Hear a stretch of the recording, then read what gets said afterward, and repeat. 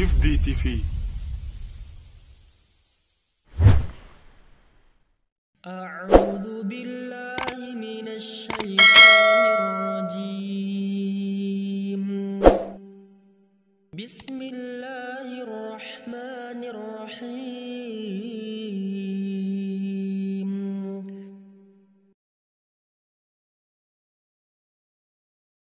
Bismillahirrahmanirrahim. Assalamualaikum warahmatullahi wabarakatuh. Alhamdulillahirabbil alamin.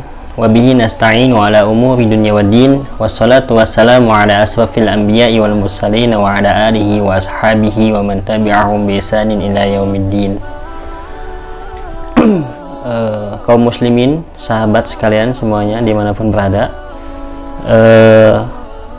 pada bulan Ramadan, bulan yang sangat mulia, di mana orang-orang berpuasa juga diwajibkan untuk menunaikan zakat fitri. Nah, yang menjadi permasalahan ya di masyarakat kita biasanya ada yang namanya panitia musiman, ya, yang tak jarang biasanya mereka menamakan dirinya sebagai amil zakat, yang padahal panitia zakat itu tidak masuk ke dalam golongan amil, ya. Amil yang bertugas untuk mengumpulkan dan mendistribusikan zakat tersebut, gitu. Nah, kata amil ini asal kata dari amila ya'malu, ya. Kemudian amil ini adalah dimana bentuk subjek daripada amila, artinya yang memang bertugas untuk mengumpulkan zakat, ya. Jadi berkeliling mengumpulkan zakat, dan setelah itu juga sekaligus bertugas untuk membagikan atau mendistribusikan zakat ini kepada mustahiq.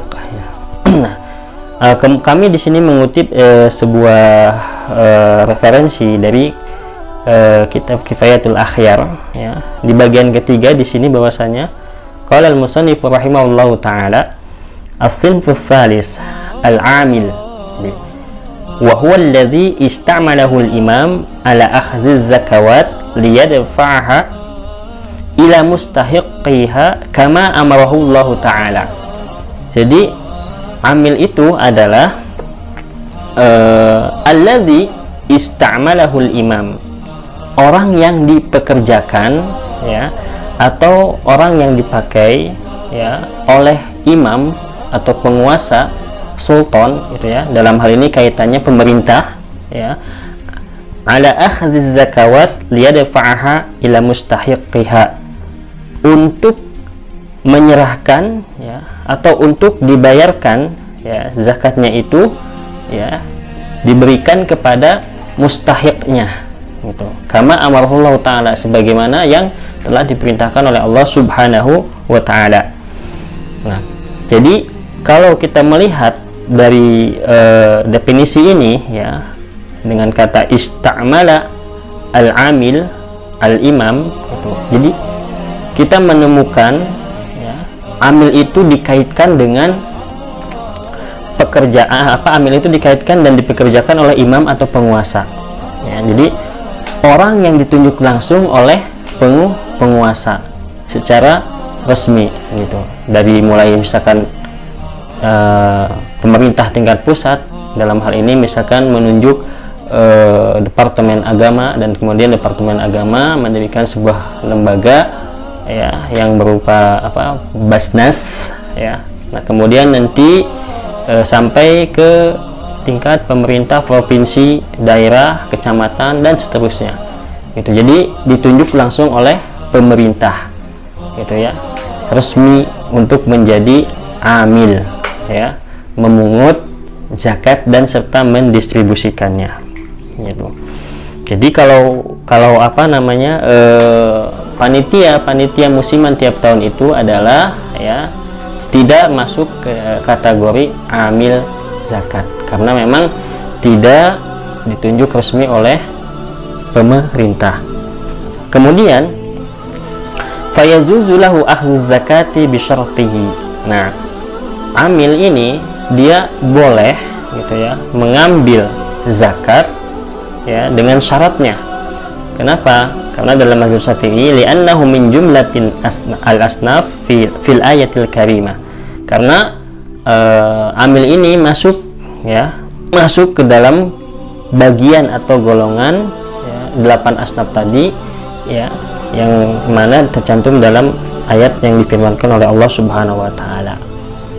Wala haqqa lisultani fiz zakati wala liwaliyil iqlim.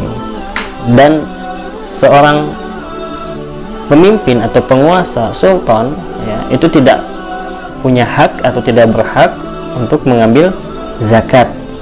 Wala liwaliyil iqlim, dan juga penguasa wilayah ya, dalam hal ini seperti misalkan ada gubernur ya, wali kota, bupati dan sejenisnya, itu dia tidak punya hak untuk mengambil zakat gitu. Wa kadzal qadi, dan juga seorang hakim gitu. Bal rizquhum idza lam yatatawwa'u min khamsil khumusi al mursadi li masalihil amah. Tetapi ya, mereka itu diberi rezeki apabila mereka tidak mendapat bagian gitu ya, tidak mendapat bagian 1/5 dari ghanimah itu yang memang disiapkan untuk kepentingan atau kemaslahatan umum gitu. Jadi kalau kita melihat dari sini ya, jika ada lembaga ya, lembaga atau entitas tertentu yang mengelola zakat, infak, ya, sedekah gitu, berapa biaya operasional atau berapa hak amil zakat yang diperbolehkan menurut hukum fikih ya.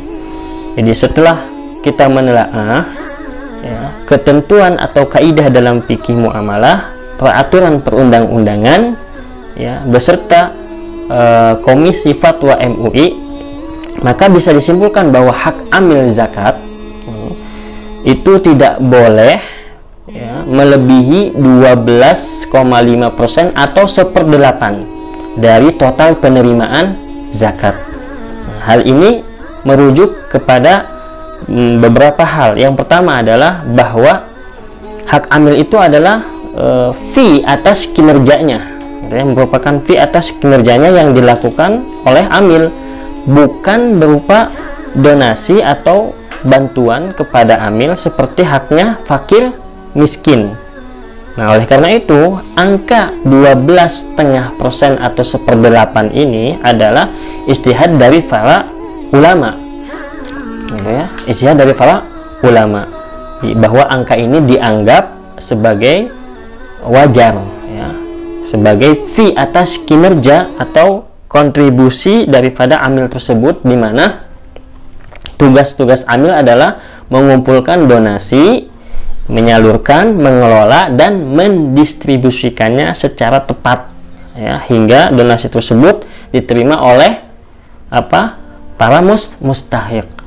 Nah, kemudian yang kedua, jadi kesimpulan 12,5% atau 1/8 ini juga dipilih oleh peraturan perundang-undangan kita ya, bahwa angka ini maksimum yang diterima oleh amil atau entitas amil ya, sebagaimana juga arahan dari komisi fatwa MUI bahwa besaran itu harus wajar, dan angka ini menurut pendapat ahli fikih ya, dianggap sebagai angka wajar, yaitu sebagai fee atas kinerja daripada amil tersebut.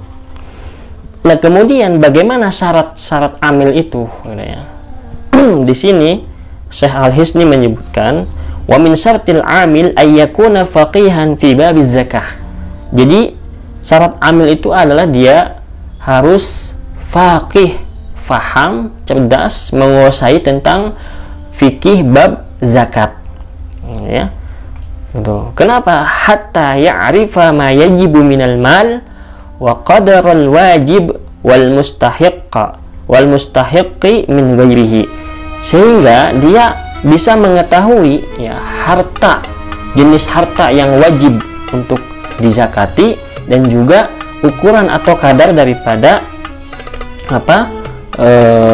kewajibannya, dan juga dia mengetahui para mustahiq mustahik yang memang berhak menerima zakat tersebut ya dari selain dia sebagai amil gitu.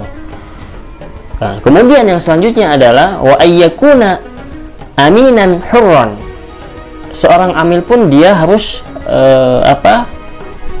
amanah, bisa dipercaya ya gitu. Amanah dan hurran, orang yang merdeka gitu. Li'annaha wilayatun, karena seorang amil itu adalah sebuah kekuasaan atau kewenangan.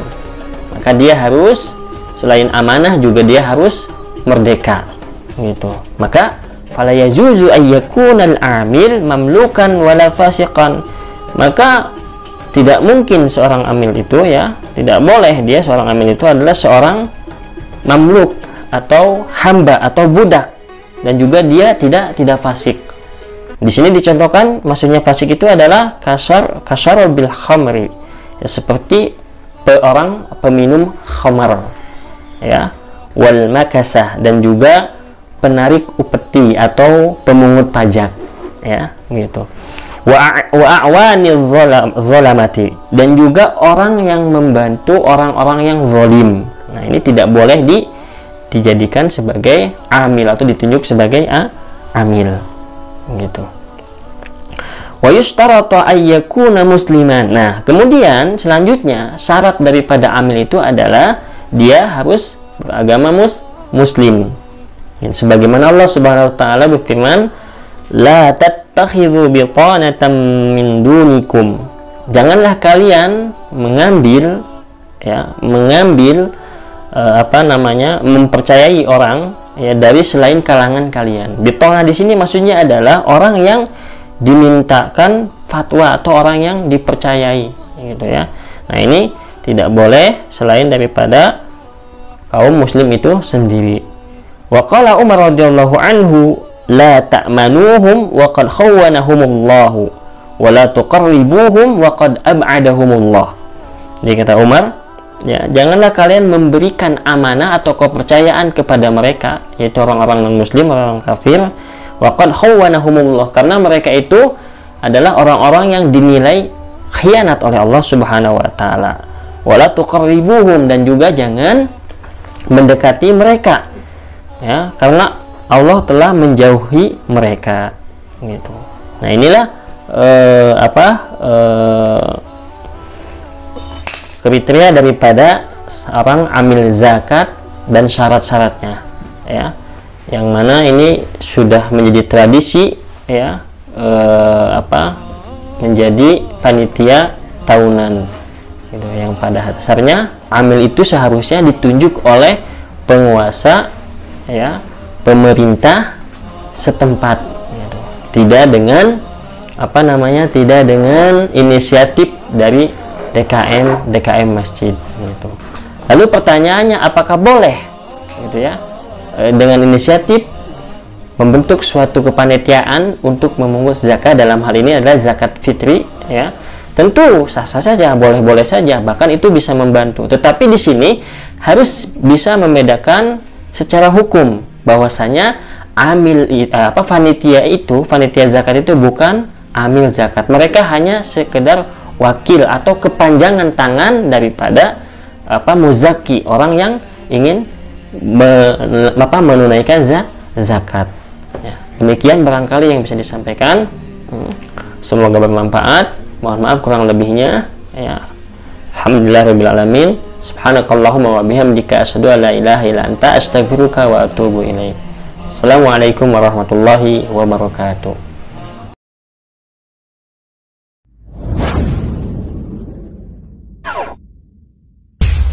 IFDI TV